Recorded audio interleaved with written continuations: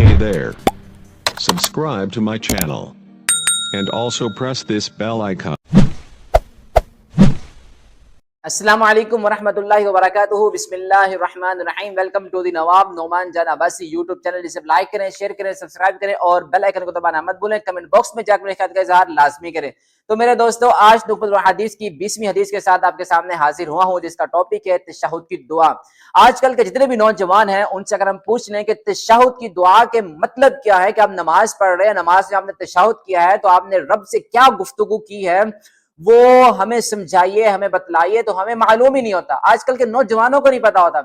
और वो भी बुजुर्ग बाबे जिन्होंने बचपन से लेकर जवानी तक, जवानी से लेकर बुढ़ापे तक सिर्फ नमाज पढ़ी और नमाज पढ़ने के साथ उसको समझने की कोशिश नहीं की कि हम नमाज के अंदर क्या कुछ मांग रहे हैं, उनको भी नहीं पता होता कि हमने तशहुद की हालत में रब्बुल आलमीन से क्या गुफ्तगू की है। तो क्या गुफ्तगू की है उसके बारे में जानने के लिए, या जो हम गुफ्तगू करते हैं उसके बारे में जानने के लिए, ये नौजवानों के लिए सबसे बड़ी और अहम और जरूरी चीज है जो मैं आज रिकॉर्ड करके आपके सामने पेश करने वाला हूं।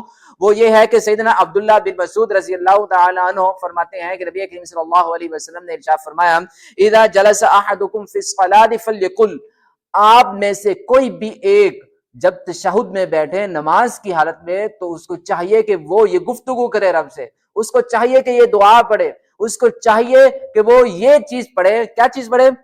अत्तहियातु लिल्लाहि वस्सलावातु वत्तय्यिबातु अस्सलामु अलैका अय्युहन नबिय्यु व रहमतुल्लाहि व बरकातुहु अस्सलामु अलैना व अला इबादिल्लाहिस सालिहीन अशहदु अल्ला इलाहा इल्लल्लाहु व अशहदु अन्ना मुहम्मदन अब्दुहु व रसूलुहु। ये कुछ चीजें हैं जो नबी करीम सल्लल्लाहु अलैहि वसल्लम ने हमें समझाई हैं। सबसे पहले इरशाद फरमाया कि अत्तहियातु, तमाम कौली इबादतें रब्बुल आलमीन के लिए हैं। अब हमें कैसे पता चला कि अत्तहियात का मतलब कौली इबादतें हैं? फिर फरमाया वस्सलावातु, और तमाम फेली बातें, बदनी बातें रब्बुल आलमीन के लिए हैं। फिर फरमाया वत्तय्यिबातु, और तमाम माली इबादतें रब्बुल आलमीन के लिए हैं। फिर फरमाया अस्सलामु अलैका अय्युहन नबिय्यु, ए नबी आप पे सलामतियां हों, आप पर रब की सलामतियां हों, व रहमतुल्लाहि व बरकातुहू, रब की रहमतें भी हों, रब की बरकतें भी हों। फिर फरमाया अस्सलामु अलैना, हम पर भी सलामती हो, हम पर भी सलामती हो। जितनी भी उम्मत मुस्लिमा है सबके लिए सलामती मांग रहे हैं। और फिर फरमाया वअला इबादिल्लाहिस सालिहीन, और दुनिया में जितने भी रब के नेक बंदे हैं सब पर सलामती हो। फिर फरमाया अशहदु अल्ला इलाहा इल्लल्लाहु, मैं गवाही देता हूँ कि अल्लाह के सिवा कोई इलाह नहीं है। वो अशहदु अन्ना मुहम्मदन अब्दुहु व रसूलुहु, और मैं गवाही देता हूँ कि नबी करीम सल्लल्लाहु अलैहि वसल्लम, जिनका नाम मोहम्मद है, वो अल्लाह के बंदे और अल्लाह के रसूल हैं। अब हमें कैसे पता चला, हम कैसे पता हम कर सकते हैं कि अत्तहियात ही सिर्फ इसका मतलब यह है कि कौली बातें हैं। अब अत्तहियात जो हम तोहफे बेचते हैं, अल्लाह रब्बुल आलमीन ने कुरान करीम की एक आयत में इरशाद फरमाया कि लोग एक दूसरे को जो तोहफा बेचते हैं वो बड़ी ही अच्छी और कमाल की चीज है। और नबी करीम सल्लल्लाहु अलैहि वसल्लम ने इरशाद फरमाया कि जब मुसलमान भाई से मिले तो वो एक दूसरे को पाकीज़ा तोहफा को पेश करे। वो पाकीज़ा तोहफा क्या है? वो है अस्सलामु अलैकुम व रहमतुल्लाहि व बरकातुहू। जो ज़बान से की जाने वाली इबादत होती है, जो ज़बान से की जाने वाली तस्बीहात होती हैं, जो ज़बान से की जाने वाले रब्बुल आलमीन की तारीफें होती हैं, रब्बुल आलमीन की तस्बीहात होती हैं, वो सारी की सारी कौली इबादत में आती हैं। आपने लोगों को दीन की अच्छी तबलीग की, बच्चों की अच्छी तरबियत की, लोगों के साथ अच्छा बोला, लोगों के साथ प्यार मोहब्बत से बोला, मुसलमानों के लिए अपना रवैया, लहजा, जबान नरम रखी, ये सारी चीजें आपकी कौली इबादत में जाएंगी। फिर फरमाया वस्सलावातु, और जितनी भी बदनी इबादतें हैं वो सारी की सारी रब्बुल आलमीन के लिए। हम नमाज पढ़ते हैं, रोजा रखते हैं, हज और उम्रा करते हैं, साथ हम بہت ہی ایسے کام کرتے ہیں جو نبی کریم صلی اللہ علیہ وسلم نے ہمیں سکھائے ہیں، بہت ہی ایسے کام کرتے ہیں کہ جو نبی کریم صلی اللہ علیہ وسلم نے صحابہ کرام کو سکھائے، وہ تعلیم ہم تک پہنچی، ہم وہ کام کرتے ہیں تو وہ ساری کی ساری بدنی عبادت میں جاتی ہیں۔ جیسے والدین کے سامنے بولنا نہیں ہے، والدین کا احترام کرنا ہے، ان کی عزت کرنی ہے، بڑوں کا احترام کرنا ہے، بڑوں کی عزت کرنی ہے، چھوٹوں سے پیار کرنا ہے، چھوٹوں کی عزت کرنی ہے، مسلمانوں کے ساتھ لڑائی جھگڑا نہیں کرنا، ان پر ہاتھ نہیں چلانا۔ آپ لوگوں نے کاروبار کرنا ہے تو حلال رزق طریقہ اپنانا ہے، کسی کو دھوکہ نہیں دینا، کسی کے ساتھ بددیانتی نہیں کرنی۔ اور آپ لوگوں نے اگر کوئی بھی کام کرنا ہے، کوئی بھی عمل کرنا ہے، صبح اٹھنے سے لے کر شام کو سونے تک، سارے کا سارا اگر نبی کریم صلی اللہ علیہ وسلم کے بتائے ہوئے طریقے کے مطابق ہے، صحابہ کرام کے نقشے کے مطابق ہے، نقشے قدم پر چلتے ہوئے کرتے ہیں، تو وہ ساری کی ساری کام آپ کے فعلی عبادات میں جائیں گے۔ پھر فرمایا کہ التحیات کا پتہ چلا، والطیبات والصلوات والطیبات۔ والطیبات کا مطلب کیا ہے کہ جتنی بھی پاکیزہ چیزیں ہیں، پاکیزہ بندگی ہے، وہ ساری کی ساری رب العالمین کے لیے ہے۔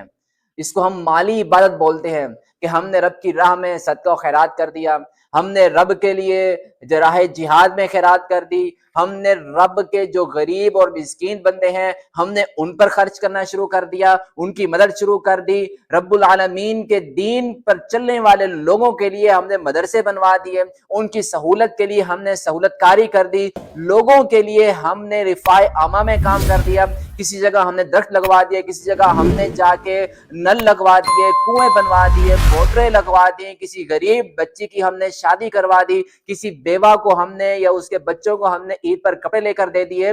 یہ ساری کی ساری ہماری مالی عبادتوں میں جاتے ہیں، جس کو پاکیزہ عبادت بولتے ہیں، کیونکہ یہ عبادت رب العالمین کو بے حد پسند ہے، اس کا تعلق حقوق العباد کے ساتھ ہے، یہ عبادت رب العالمین کو بے حد پسند ہے۔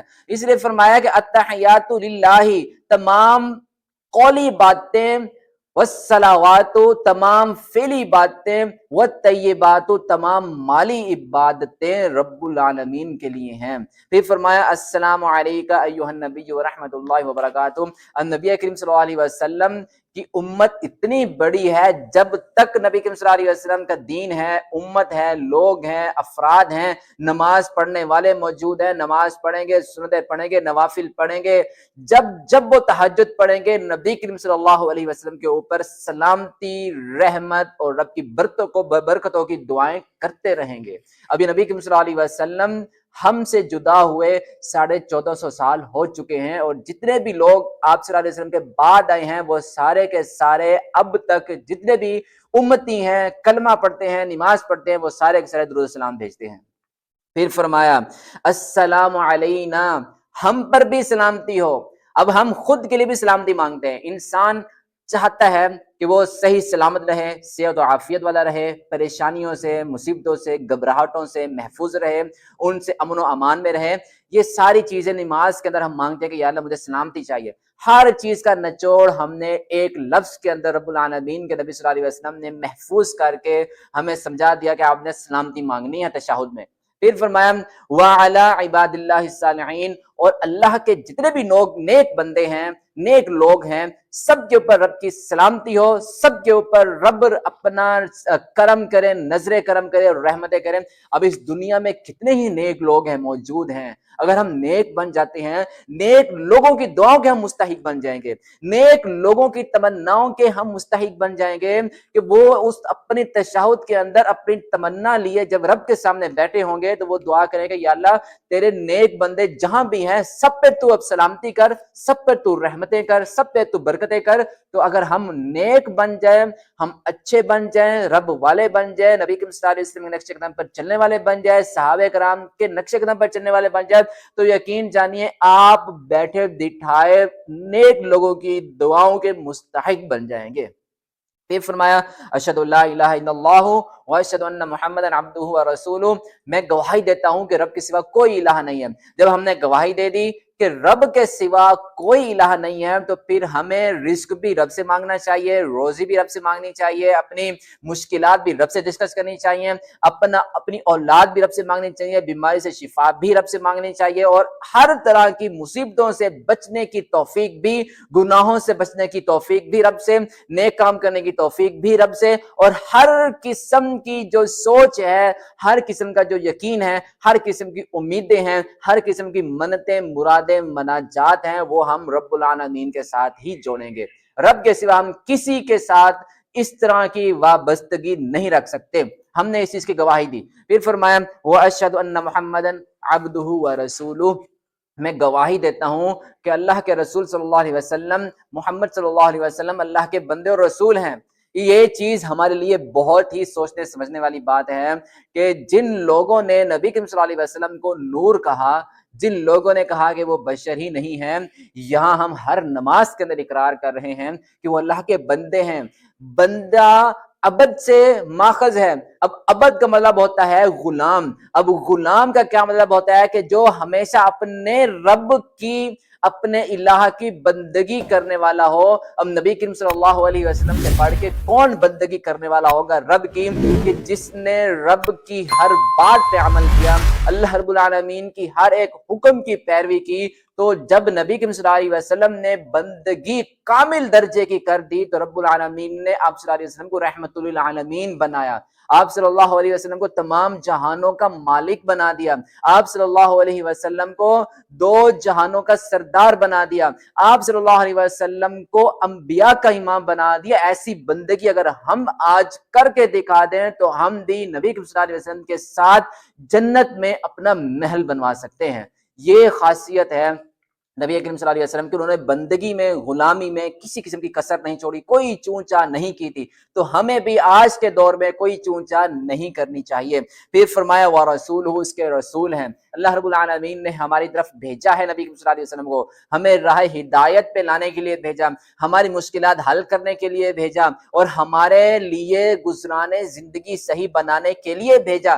جب تک صحابہ کرام نے نبی صلی اللہ علیہ وسلم کے نقش قدم پر عمل کیا، انہوں نے پوری دنیا پہ راج کیا، اور صحابہ کرام کے بعد تابعین، تبع تابعین، خلفاء کا جو دور چل رہا تھا، انہوں نے پوری دنیا پہ راج کیا تھا، حتیٰ کہ پاکستان بننے سے پہلے جو اس خلافت عثمانیہ تھی، انہوں نے پوری دنیا پہ مسلمانوں پر حکومت کی، اور جتنے بھی امت مسلمہ کے علاوہ غیر مسلم افراد تھے، وہ لوگ بھی مسلمانوں کے ساتھ رہنے میں فخر کیا کرتے تھے۔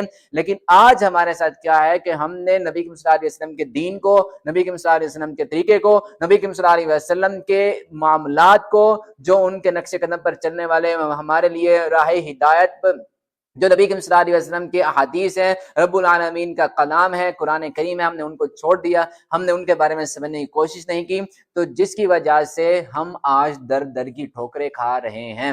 تو میں آج آپ لوگوں کے لیے یہی التجا کروں گا، تشہد میں بیٹھتے ہیں، کم از کم اس کا مطلب اور مفہوم سمجھ لیں کہ نبی صلی اللہ علیہ وسلم نے ہمیں تشہد میں بیٹھ کر رب سے کس طرح گفتگو کرنے کا انداز سمجھایا ہے۔ تو آج کے لیے بس اتنا ہی، تو تب تک کے لیے do whatever you want to do man, but don't trouble your father, mother, good luck and stay safe.